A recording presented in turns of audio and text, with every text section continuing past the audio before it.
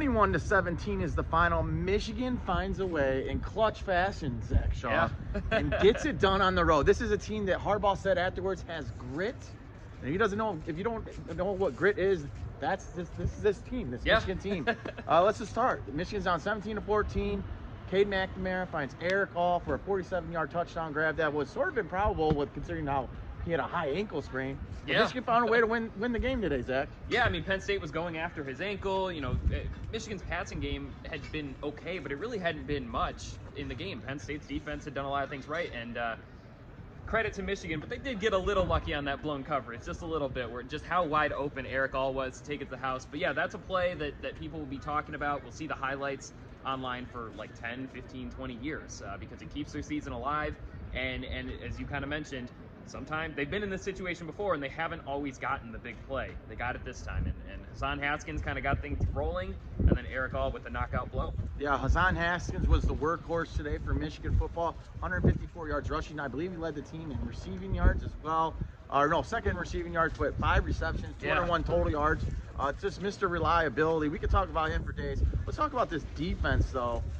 Ben, but don't break today. And then you got the career day from Aiden Hutchinson with three sacks today, career high, and then Ajabo with 2 himself. They made Sean Clifford earn every yard he had today. They knew he was going to pass, and they just licked their chops and went after him. Yeah, this is 2 players who have been good all year, and this was the game that Michigan needed them to look like All-Americans. Right. You know, you need your best players to look like your best players in the most important games, and credit to them. They made some history. They both have double-digit sacks. I think they both could end up getting the sack record in Michigan history if they play like this ever again. But no, 2 great players, and they knew they had some opportunities in this game. It was clear early on, and credit to them. They just kept going and going and going for 60 minutes. I would not have wanted to have been a Penn State offensive tackle today. Well, you got to be happy with how this team is starting to come into fruition.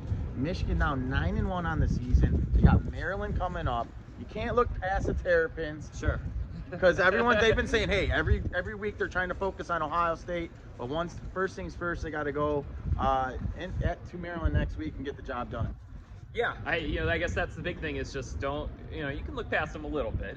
Maryland isn't that good, but you don't want to fall asleep because now they have an opportunity. They can once again head into the Michigan-Ohio State game as a top 5 matchup, and this time it'd be at home. This time, maybe Ohio State looks a little bit more human, and it could be a true even matchup. So a lot of credit to Michigan. We didn't know what was going to happen after they lost a couple weeks ago. I mean, sometimes teams struggle, they fumble, they start pointing fingers, things like that. And at times today, it looked like maybe that's what was going to happen, but they found a way, and they continue to find a way. And all the talk about all the culture changes they did, the grit that they were practicing in the summer and early fall. Now you can kind of start to believe in it a little bit because the wins are there. Even if at times it's looked improbable, they've delivered. Yeah, I'd have to segue out that. Yes, this team talked about it, and they were about it today, yeah. And they backed it up. You got to give them credit. Now a big win today, and move on to Maryland next week.